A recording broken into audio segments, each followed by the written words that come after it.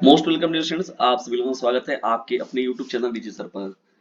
प्रिय विद्यार्थियों, देखिए आप लोगों के साथ जो है सेट वन सेट टू मैंने दो मॉडल पेपर का डिस्कशन ऑलरेडी आप लोगों के साथ कर रखा है, जो कि अर्थशास्त्र के इकोनॉमिक्स के मोस्ट इम्पोर्टेंट वो आपके मॉडल पेपर थे।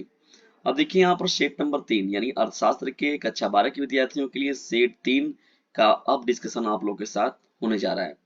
इसमें देखिए जितने भी महत्वपूर्ण प्रश्नों की श्रृंखला आप लोगों के साथ बात की जा रही है वो बहुत ही मोस्ट इंपॉर्टेंट है और निश्चित तौर पर आप लोगों के एग्जाम के दृष्टिकोण से बहुत ही महत्वपूर्ण है। यदि आप ये चार सेटों का अध्ययन अच्छे से कर लेते हैं तो आपका एक भी पेपर छूटेगा नहीं। क्वेश्चन मतलब पेपर का एक भी क्वेश्चन आप नहीं छोड़ कर आएंगे। तो चलिए स्टार्ट करते हैं अर्थशास्त्र कक्षा 12 के विद्यार्थियों का ये महत्वपूर्ण सेशन और बहुविकल्पी प्रश्नों की श्रृंखला से इस करते हैं इस मॉडल पेपर की शुरुआत। देखिए दोस्तों, पहला हम लोग क्या है, दुर्लभ साधनों के प्रयोग होते हैं। देखिए दोस्तों, दुर्लभ साधन जो होते हैं उनके जो प्रयोग होते हैं वो वैकल्पिक तौर पर होते हैं। किस प्रकार से होते हैं? वैकल्पिक तौर पर होते हैं, इनको विकल्प के रूप में लेकर हम लोग चलते हैं। देखिए यहाँ पर मैंने पहले ही आप लोग को बताया कि ये जो है हम लोग का सेशन वो मुख्य रूप से जो है वो अर्थशास्त्र कक्षा 12 के विद्यार्थियों के लिए अर्थशास्त्र का ये महत्वपूर्ण पेपर है। चलिए देखिए दूसरा प्रश्न क्या है यहाँ पर। सामान्यतः एक अधिमान अनधिमान तटस्थता वक्र क्या होता है? तो देखिए डिस्टेंस ये जो होता है मूल बिंदु के प्रति उत्तल होता है। मूल बिंदु के प्रति क्या होता है? ये उत्तल होता है। ठीक है, ये आपका राइट हो जाएगा। दूसरे प्रश्न का विकल्प नंबर सी जो होगा वो करेक्ट हो जाएगा। आगम प्राप्त करने के लिए एक फर्म द्वारा लिया किया जाने वाला व्यय क्या कहलाता है? आगम प्राप्त करने के लिए एक फर्म द्वारा किया जाने वाला व्यय क्या कहलाता है? तो देखिए डिस्टेंस हम लोग मुख्य रूप से जो रखते हैं वो लागत की श्रेणी में रखते हैं। ठीक है, तो तीसरे प्रश्न का विकल्प नंबर बी जो होगा वो करेक्ट हो जाएगा।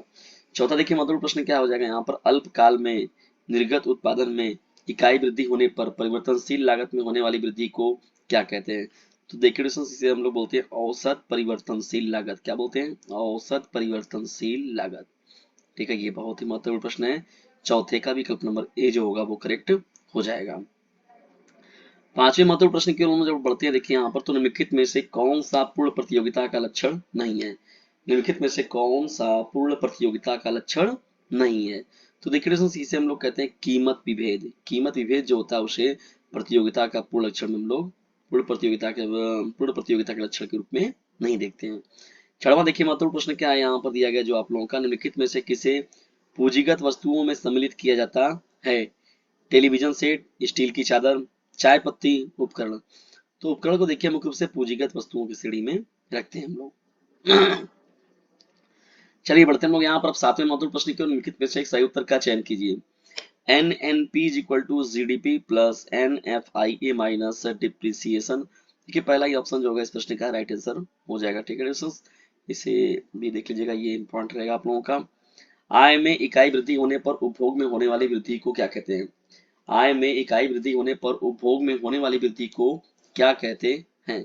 तो देखिए इसे मुख्य रूप से जो कहा जाता है सीमांत उपभोग प्रवृत्ति, यानी इसे हम लोग सीमांत उपभोग प्रवृत्ति की श्रेणी में रखते हैं।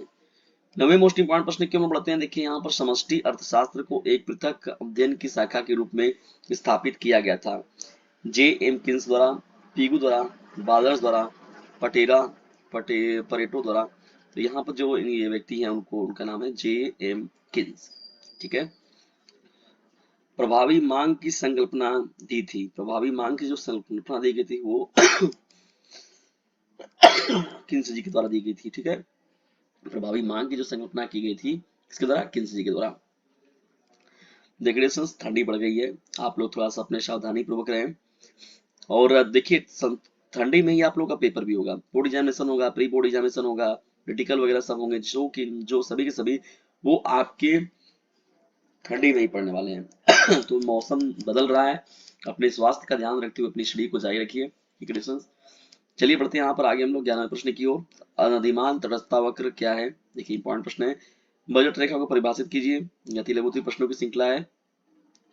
राष्ट्रीय आय से आप क्या समझते हैं? बहुत ही इंपॉर्टेंट है। उत्पादन की स्थिर लागत से क्या तात्पर्य है? पूर्ण प्रतियोगिता की कोई 3 विशेषताएं बताइए। स्वायत्त निवेश से आप क्या समझते हैं? बजट का अर्थ लिखिए। भुगतान शेष या संतुलन से क्या तात्पर्य होता है? चलिए बढ़ते हम लोग यहाँ पर आगे डिस्कशन। देखिए महत्वपूर्ण प्रश्नों की श्रृंखला में जब हम लोग आगे बढ़ते हैं लघुत्तरी प्रश्नों की श्रृंखला में, तो देखिए लघुत्तरी प्रश्नों की श्रृंखला भी आप लोग के सम्मुख दिख रही है यहाँ पर सीधे सीधे। देखिए 19वां प्रश्न है आप लोगों का। उपयुक्त रेखाचित्र द्वारा औसत लागत और सीमांत लागत के संबंध को प्रदर्शित करना है। लागत फलन की संकल्पना क्या था? सीमांत लागत लागत का अर्थ बताइए। उपभोग की सीमांत प्रवृत्ति क्या है? मौद्रिक प्रवाह क्या है? केंद्रीय बैंक के प्रमुख कार्य बताना है। देखिए लघु उत्तरीय प्रश्नों की श्रृंखला जब समाप्त हो जाती है तो यहाँ से स्टार्ट होता है आप लोग का बहुविकल्पी प्रश्नों की श्रृंखला। ठीक है डिस्टेंस, तो चलिए बहुविकल्पी प्रश्नों की श्रृंखला में देखिए यहाँ पर क्या है, विस्तृत में विस्तृत के प्रश्न है। स्क्रीन शॉट मार के रख लीजिएगा इन प्रश्नों की श्रृंखला को। ये सभी के सभी जो प्रश्न थे बहुत ही मोस्ट इंपॉर्टेंट प्रश्न थे। डिस्टेंस ये आज आप लोग का आज का ये महत्वपूर्ण मॉडल सेट आप लोग कैसा लगा कमेंट बॉक्स में जरूर बताइएगा अर्थशास्त्र का। और यदि वीडियो थोड़ा सा भी हेल्पफुल लगा तो इसे लाइक करें, शेयर करें और चैनल पर नए तो चैनल को सब्सक्राइब करना बिल्कुल भी ना भूलिएगा। और याद रखिएगा यदि ज्यादा नंबर पाने की इच्छा तो डीजे सर चैनल से जरूर लीजिएगा शिक्षा। इसे कर लीजिए अपने क्लासमेट पर शेयर क्योंकि बोर्ड एग्जामिनेशन है आप सभी लोगों के नहीं है।